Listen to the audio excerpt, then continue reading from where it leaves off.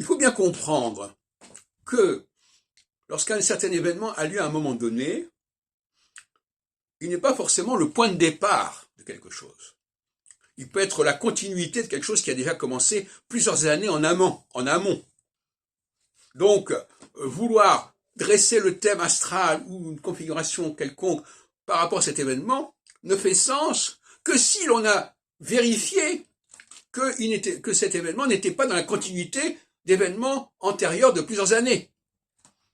Et pour cela, ça demande un effort historique majeur, parce que les gens ne connaissent pas forcément tous les événements qui ont précédé.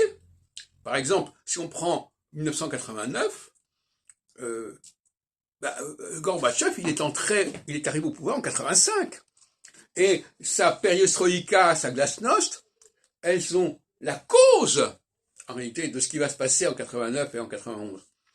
Et donc, vouloir expliquer 89 ou 91 par des configurations qui ont lieu à ce moment-là est une aberration.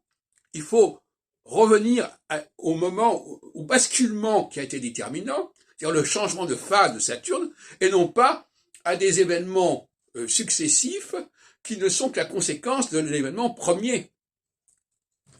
Là aussi, il faut changer les méthodes de travail. Et malheureusement, pour beaucoup d'astrologues, eux, ils sont marqués par un événement qui souvent est un aboutissement, qui est souvent un accouchement d'un processus de conception qui est bien antérieur. Or, la recherche scientifique, elle doit s'intéresser à la conception du processus, et non pas à son aboutissement.